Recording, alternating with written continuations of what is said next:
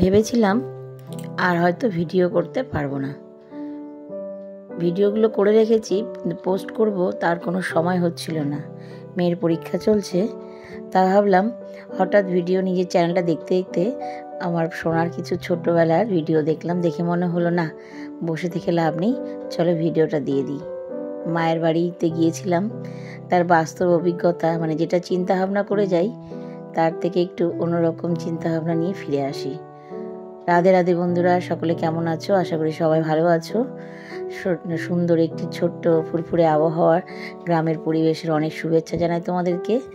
মায়ের বাড়িটা যেখানে, সেখানে পঞ্চায়েত এলাকা নয়, সেটা হচ্ছে পৌরসভা এলাকা, কিন্তু ভেতর সাইডে বলে একটু গ্রাম সাইড। তো দেখো এখানে হাঁস, গরু সব কিছুই রয়েছে। সকালবেলা মেয়ে যখন স্কুলে যায় এই মোড়ের মাথায় এসে দিয়ে যায়। এই জায়গাটা হচ্ছে আমার জেঠুদের জায়গা, বা এখন প্লট করে করে বিক্রি হচ্ছে। এই সকালবেলা অনেকেই এখানে বসে কিন্তু এই জায়গাটা আড্ডা দেয়। আমাদের এখানে পুজো হয়, যেমন দুর্গা পূজা হয়, কালী পূজা হয়, তো সবাই কিন্তু এখানে সকালবেলা উঠে আড্ডা দিচ্ছে, কাকুরা জেঠুরা। তো আমিও এখানে সোনাকে নিয়ে এসে দাঁড়িয়েছি, স্কুলের গাড়িতে করে ওকে পৌঁছে দেব। তো যাই হোক, এই যে এখানে দাঁড়িয়ে দাঁড়িয়ে ওকে সব দেখাচ্ছিলাম কোনটাকে কি বলে। ওই যে হাঁসের বাচ্চাগুলো দেখছিল, তো সোনা বলছে এগুলো কি মা? হাঁস এত ছোটো ছোটো? তো বলছে হ্যাঁ, হাঁস এখন ছোট বাচ্চা রয়েছে, এইগুলো পরে ঠিক বড় হবে যখন, তখন হাঁস বড় হাঁস হয়ে যাবে। বলতে বলতেই এক পাল গরু এদিক দিয়ে আসছে। মানে ইনি একজন কিন্তু পুলিশ কর্মী। ইনি কিন্তু তার গরুগুলোকে মাঠে দিতে চড়াতে যাচ্ছে, সকালবেলা দিয়ে যাবে, পরে এসে আবার বাড়ির লোক নিয়ে যাবে। প্রত্যেকেরই একটা ডিউটি থাকে, সেই ডিউটি পালনের আগে সকালবেলা যে কাজগুলো সেটা কিন্তু সকলকেই করতে হয়।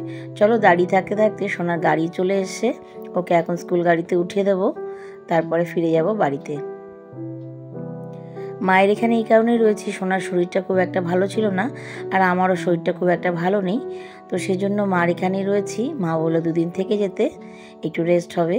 তো যাই হোক, সেই ভাবা আর চিন্তা, সেই কারণ নিয়ে ওখানে যাওয়া। তো দেখো এই যে সোনা এখন স্কুলে যাবে, দাদা কিন্তু ওকে তুলে নিচ্ছে গাড়িতে। সকালবেলা 7টার সময় আমার গাড়িটা এখানে আসে, আর 7:15টার দিকে ঢোকে আমার মায়ের বাড়ি এখানে। আর যদি আমি শ্বশুরবাড়িতে থাকি সেখানে 7টার সময় ঢুকে যায়। তো ঘরে ফিরে এসে আমি কিন্তু তার আগে স্নান টান করে নিয়েছিলাম। এখন কিন্তু এখানে একটু কি করব, নিজের ঘরটা পরিষ্কার। এই ঘরে কিন্তু আমরা শুই, তোমাদের দাদা থাকছে না, আমি আর সোনাই ঘরে থাকি, মা মার ঘরে থাকে। আর এই ঘরটা যখন মা পরিষ্কার করে রাখে, তো ভাবলাম আজকে একটু পরিষ্কার করে নিই। তো মার শরীরটা খুব একটা ভালো নেই, তো ভাবলাম এসে একটু রেস্ট করব, কি তার থেকে বরঞ্চ একটু কাজই হয়ে গেল। তবে হ্যাঁ, মায়ের বাড়িতে এলে পরে একটু পাতুলি খাওয়া হয়, তো তবুও ভাবলাম টুকিটাকি কাজগুলো একটু হাতে হাতে করাই যায়, কারণ মা গোটা বাড়ির কাজ একা হাতে সামলায়, রান্না বান্না, খাওয়া দাওয়া, ঘর মোছা, কাপড় কাচা, সব কিছু। হয়তো তোমরা বলবে মার বয়স হয়েছে, কাজের লোক রাখতেই পারো। মার ঠিক পোষায় না, কাজের লোক রেখেছিলাম। তো আমাদের এখানে কাজের লোকের খুব সমস্যা, ঠিক টাইম মতন আসেও না, এবং টাইম মতন এসে কাজ পরিষ্কার মতন করেও না, যেটা মার একটু সমস্যা, মানে বাতিক পথ বলতে গেলে। তো যাই হোক, চলো, এই যে ঘর গোছানো হয়ে গেছে, এখন ঘরটা একটু ঝাড়টাড় দিয়ে পরিষ্কার করে নেব। আর সোনা যেহেতু স্কুলে গেছে, ওই যে কাপড়গুলো রয়েছে, এই কাপড়গুলো একটু ধুয়ে দেবো। আর তারপরে একটু নিজের মতন কাজ করে নিয়ে খাওয়া দাওয়া করে, যেহেতু আজকে স্কুল সোনার রয়েছে, তারপরে আমারও স্কুল রয়েছে, তো সেজন্য কিন্তু নিজেটাও রেডি হয়ে নেব। এই যে ঘরটা যখন ঝাড় দেওয়া হয় তখন কিন্তু একটু এদিক ওদিকগুলো পরিষ্কার করে নেওয়া হয়।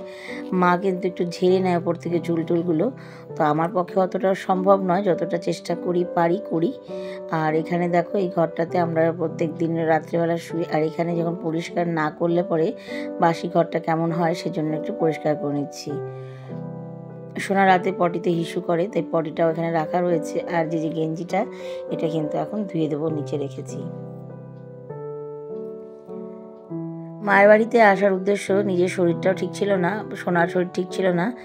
তো যাই হোক, 2 দিন একটু সময় পেয়েছিলাম বলতে, ছুটি থাকলে ভালো হয়, আমার ছুটি থাকলে মার একটু সুবিধা হয়, কিন্তু যখন আমার ছুটি থাকে না তখন কিন্তু মার একটু সমস্যা হয়ে যায়, কারণ সোনা স্কুল থেকে এসে খুব দুষ্টুমি করে। আর মার যেহেতু কোমরের হাড় ক্ষয়ে গেছে, পা সোজা করতে পারে না, সেজন্য সোনার পেছনে মা দৌড়াদৌড়ি করতে একটু কষ্ট হয়। তবুও ওই যে মা মার যত্ন যাকে বলে।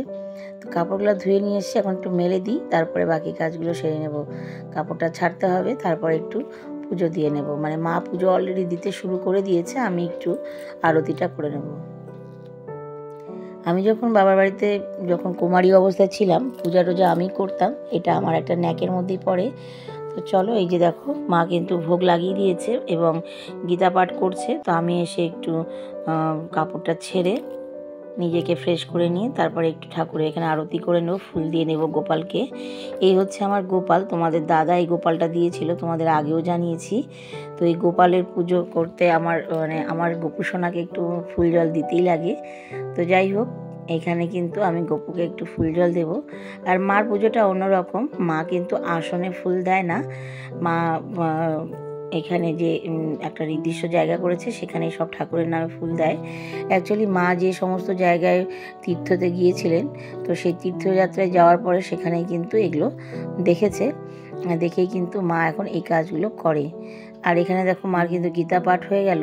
আর মা বলছিল বেশ কদিন ধরেই যে ঠাকুরের কটা মালা করতে হবে, কয়েকটা মালা করেছিলাম আর সব ঠাকুরের মালা করা হয়নি।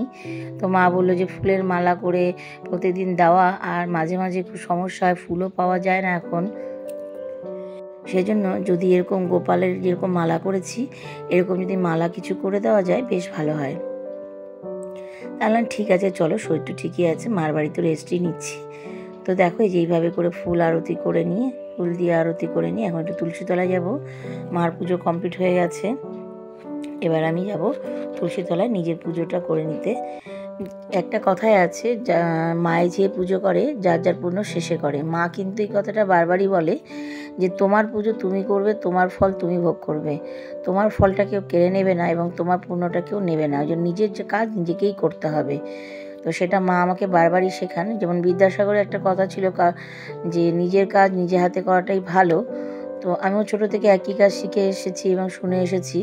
তো আমার অর্ডার করতে একটু খারাপই লাগে কাউকে, খুব অসুবিধা না হলে আমি কাউকে অর্ডারটা করি না, নিজের কাজটা নিজের করার চেষ্টা করি। আর সত্যি কথা বলতে কি, নিজের হাতে কাজ করলে সেই কাজটার পরিপাটি এবং সৌন্দর্য এবং তার যে তৃপ্তি সেটা কিন্তু খুব ভালো হয়। আর গুছিয়ে কাজ করলে সংসারে সব কিছু মানে পরিপাটি করলে নিজেরও মন ভালো লাগে এবং লক্ষ্মীশ্রী ফিরে আসে। তো দেখো এখানে পুজোর পরে মা কিছু জিনিস দিয়েছে, যেহেতু বলেছিলাম শরীরটা ভালো নেই, আর এই জন্য মা একটু গাছন তো রেডি করেছে।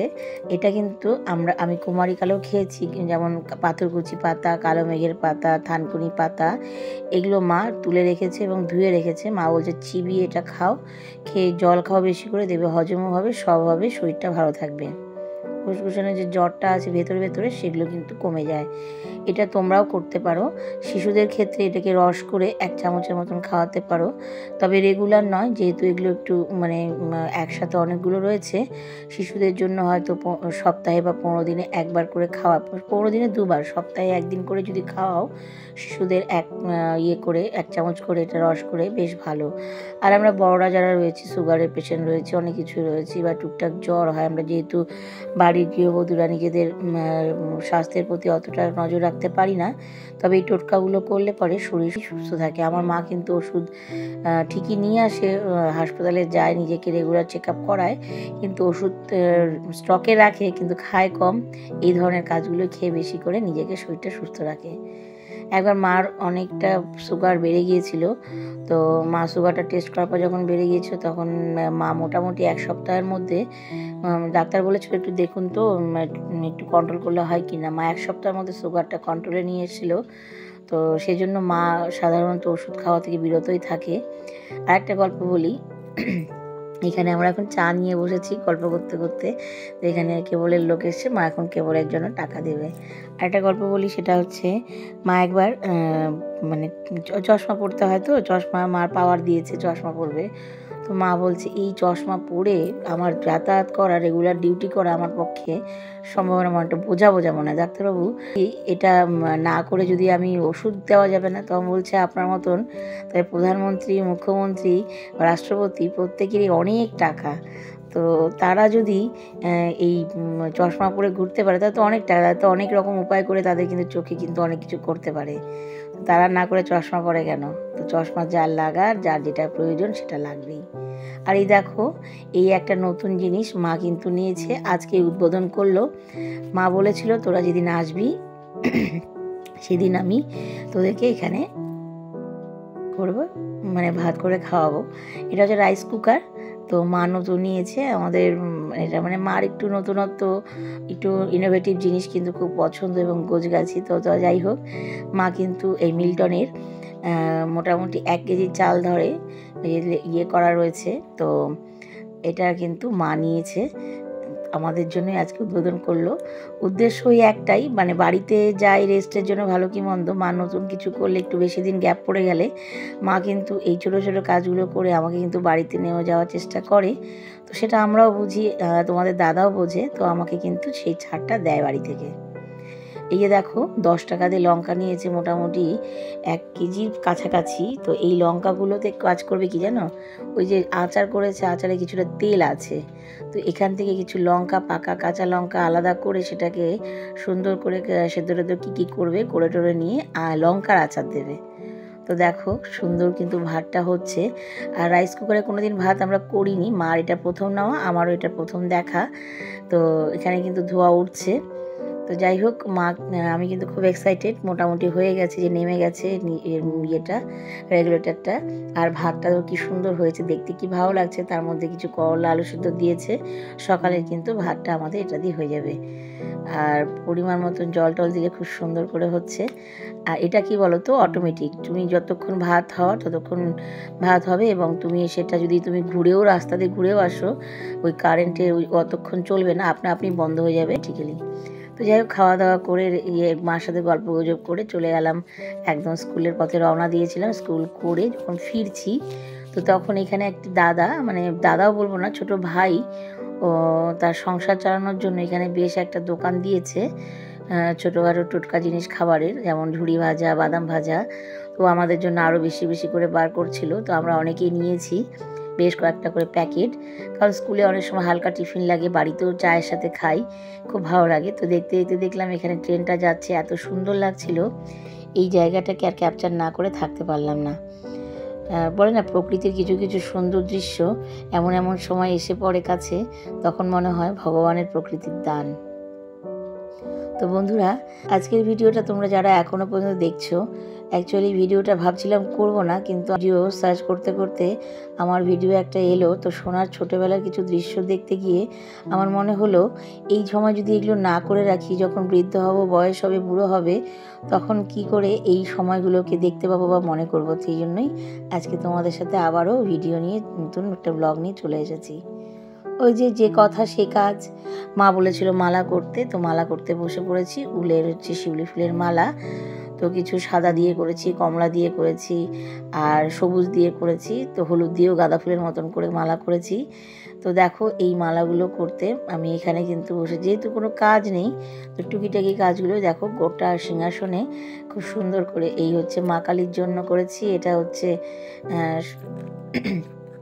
যে দেখো সাদা ফুলের মতন মালা করেছি, সব ঠাকুরের জন্য, প্রত্যেকটা ঠাকুরের জন্য একদম উলের মালা করে দিয়েছি মাকে। মা কিন্তু খুব খুশি। এই হচ্ছে আমাদের মঙ্গলচণ্ডী।